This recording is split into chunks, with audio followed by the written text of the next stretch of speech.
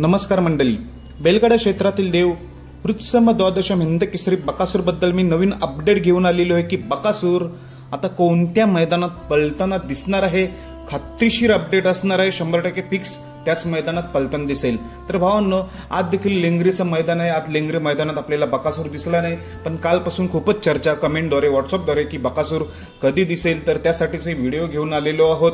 कारण की उद्या देखील 17 तारखेला मौजे जामखेड अहिल्यानगर येथे मोठं मैदान आहे, नंतर 19ला देखील मोठं मैदान आहे, नंतर 24ला सातेवाडीला देखील मोठं मैदान आहे। तर बकासूर नक्की किती दिवस आराम करेल, नक्की कधी पळेल, याचंच आपण उत्तर देण्यासाठी ही व्हिडिओ बनवतोय। तर भावांनो, मौजे किकलीमध्ये 14 ऑक्टोबरला आपल्याला बकासूर पळताना दिसला होता। मौजे किकलीत बकासूर आणि लाडूचा सेमीला पराभव झाला होता, पण असं होत असतो कधी कधी, पण बकासूर कमबॅक करण्यामध्ये माहीर आहे। बकासूरचा असा कमबॅक असतो की जोरदार कमबॅक असतो, डायरेक्ट एक नंबरच करत असतो। कारण की आता येणारी मोठी मैदानात भावांनो, बरीच 9 तारखेचा फॉर्च्युनर मैदान, 24 तारखेला सातेवाडी महाराष्ट्र केसरी मैदान, पुसेगाव हिंद केसरी, वडकी हिंद केसरी, त्यामुळे आता पैरे असतील ना, टॉपचे पैरे असतील। कारण की ह्या 4 टॉप मैदानाची तयारीच करणार आहेत, त्यामुळे टॉप पैरे दिसतील। तर असं आता बकासूर कधी दिसणार आहे, तर उद्या दिसणार आहे का?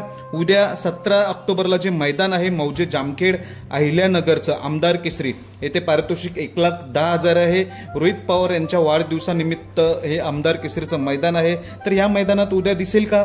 तर नाही, उद्या आपला बकासूर नाही दिसणार। काही जण चर्चा करू लागले होते की 17 ऑक्टोबरला बकासूर आपल्याला दिसणार आहे, पण नाही दिसणार। उद्या देखील आरामात असणार आहे, म्हणजे 14 तारखेपासून लगभग 4 दिवस आराम असणार आहे। 15, 16, 17, 18 हे 4 दिवस आरामावर असणार आहे। साहजिकच 19 ऑक्टोबरला आपला बकासूर 100% पळताना दिसेल। तर तो कुठे? वार रविवार दिनांक 19 ऑक्टोबर रोजी भव्य असं ओपनचं बैलगाडा शर्यतीचं मैदान होत आहे।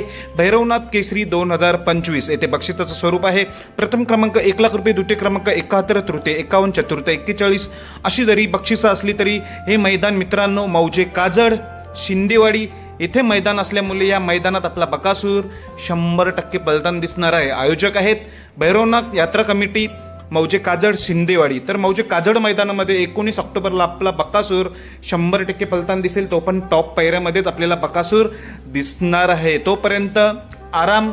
आजची तारीख आहे 16, त्यामुळे 17, 18 अजून 2 दिवस दिसणार नाही। 2 दिवसाच्या नंतर 19ला रविवारी बकासूर मौजे काजड शिंदेवाडी मैदानात दिसणार आहे।